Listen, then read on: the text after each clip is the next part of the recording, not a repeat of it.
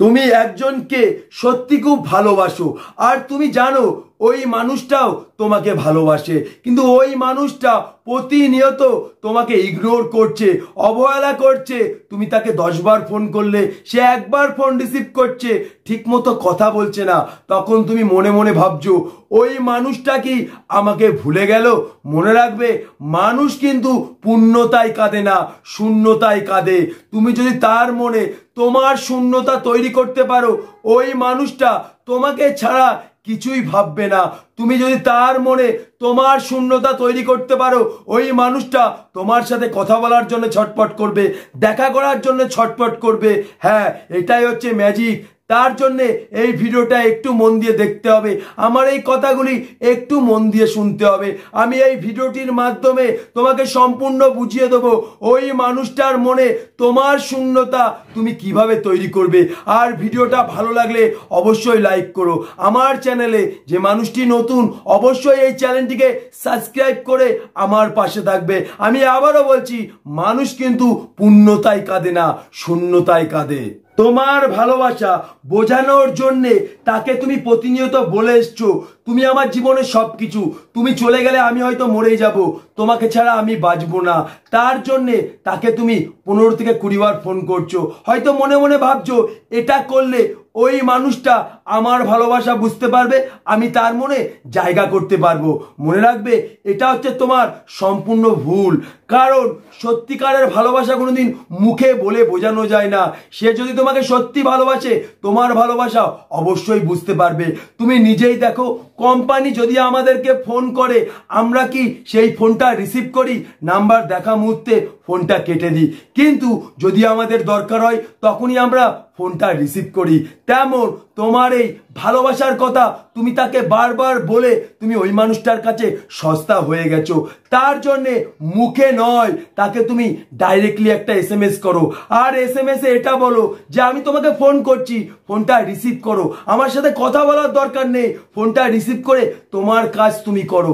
আমি তাহলে আলাদা শান্তি পাবো। তোমার সাথে কথা না বললেও মনে হবে তুমি আমার পাশে আছো।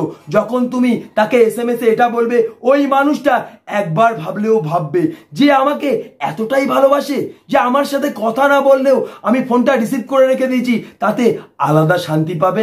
নাম্বার 2, যখন তুমি ওই মানুষটার কাছে যাবে, ওই মানুষটার হাতটা ধরে তাকে একবার বলো আমার চোখের দিকে একবার তাকাতে। যখন ওই মানুষটা তোমার চোখের দিকে তাকাবে, মনে রাখবে, ভালোবাসার মানুষ কোনোদিন মুখের কথা খোঁজে না, মুখের কথা বোঝে না, কিন্তু চোখের ভাষা বোঝার চেষ্টা করে। যখন ওই মানুষটা তোমার চোখের দিকে তাকিয়ে থাকবে, তখন ওই মানুষটা তোমার চোখের দিকে তাকিয়ে তার ভালোবাসা খোঁজার চেষ্টা করবে। তুমি নিজেই দেখবে চোখটা ফিরিয়ে নেবে, ওই মানুষটা চোখটা কিন্তু ফেরাতে পারবে না। নাম্বার 3, ওই মানুষটা যা খেতে ভালোবাসে তুমি নিজের হাতে রান্না করে তাকে খাইয়ে দাও। আর তুমি তখন তাকে বলো আমি তোমার সুখ ও দুঃখের সাথী।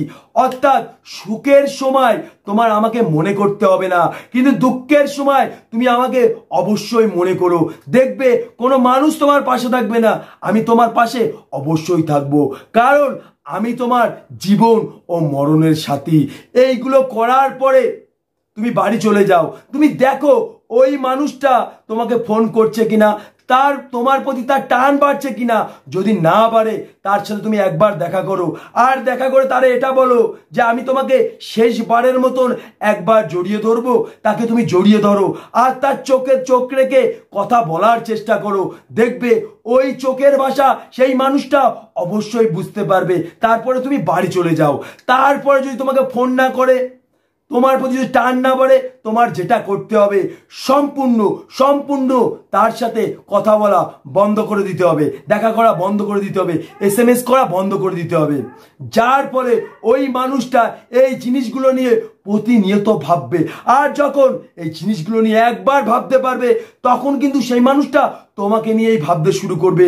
কারণ এই জিনিসগুলির জন্য ওই মানুষটার মনে শূন্যতা তৈরি হয়েছে। এই জিনিসগুলি প্রতিনিয়ত তোমার কথা মনে করিয়ে দিচ্ছে। এই শূন্যতার জন্য সেই মানুষটা তোমার সাথে কথা বলার জন্য ছটফট করবে, তোমার সাথে দেখা করার জন্য ছটফট করবে। কারণ ওই মানুষটা মনে মনে এটাই ভাববে, সেই একটা কথা ভাববে যে আমি তোমাকে লাস্ট বারের মতন জড়িয়ে ধরবো।